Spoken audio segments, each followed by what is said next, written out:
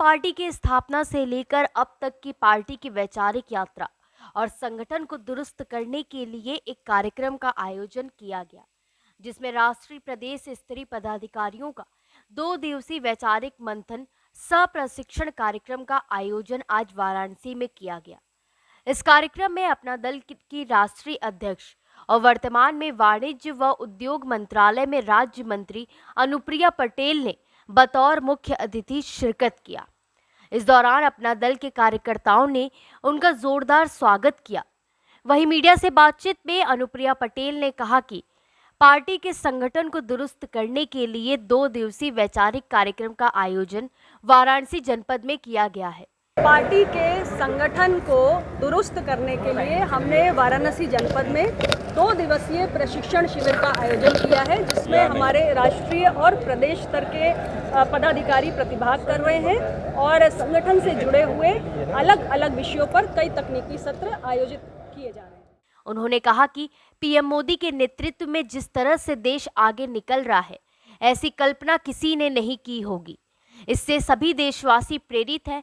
इसी को देखकर विपक्ष सोच रहा है कि उनकी जो खोई हुई राजनीति की जमीन है, उन्हें वह कैसे मिले। इंडिया अलायंस जो है, इसमें जितने भी दल हैं, पिछले कई चुनाव में लगातार इन्हें जनता ने नकार दिया है।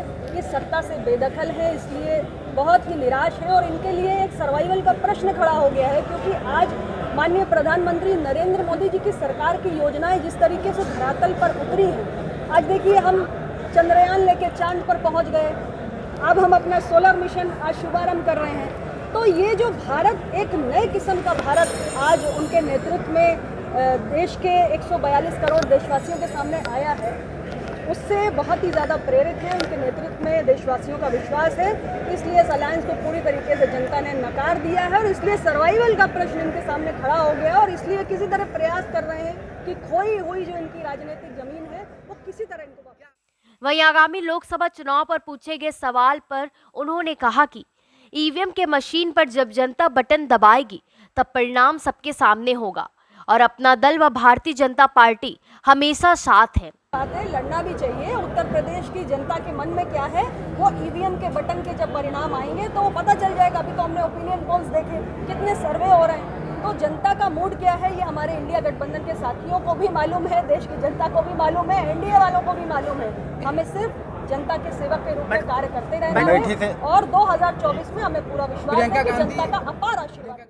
वहीं प्रियंका गांधी के वाराणसी से चुनाव लड़े जाने की बात पर अनुप्रिया पटेल ने कहा कि किसी भी राजनीतिक पार्टी का कोई भी नेता कहीं से भी चुनाव लड़ने के लिए स्वतंत्र है। वह कहीं से भी किसी भी राज्य से चुनाव लड़ सकता है, लेकिन यह सभी लोग जानते हैं कि पीएम मोदी को सबसे ज्यादा सपोर्ट यदि किसी राज्य से मिला है तो वह है उत्तर प्रदेश, और ऐसा ही 2024 के लोकसभा चुनाव में भी होगा। किसी भी पॉलिटिकल पार्टी का कोई भी नेता कहीं से भी चुनाव लड़ने के लिए स्वतंत्र है। उत्तर प्रदेश में कोई भी आकर चुनाव लड़े, सबको स्वतंत्रता है और हम सबका स्वागत करते हैं। मैं एक पूरे विश्वास के साथ कह रही हूँ कि हमारे एनडीए गठबंधन को और प्रधानमंत्री नरेंद्र मोदी जी को सबसे ज़्यादा मजबूती अगर कभी किसी राज्य ने दी है तो उत्तर प्रदेश ने दी है, और 2024 में भी सबसे ज़्यादा मजबूती एनडीए गठबंधन को उत्तर प्रदेश से मिलेगी।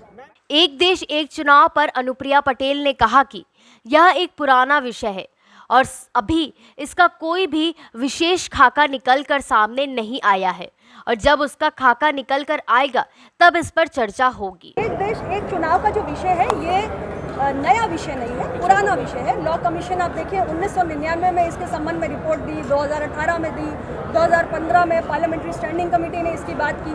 तो एक पुराना विषय है और मुझे लगता है कि अभी कोई इसका एक खास खाका या मसौदा सामने निकल के नहीं आया है, लेकिन जब भी आएगा इस पर विस्तृत अध्ययन भी होना चाहिए, विस्तृत बातचीत भी होनी चाहिए।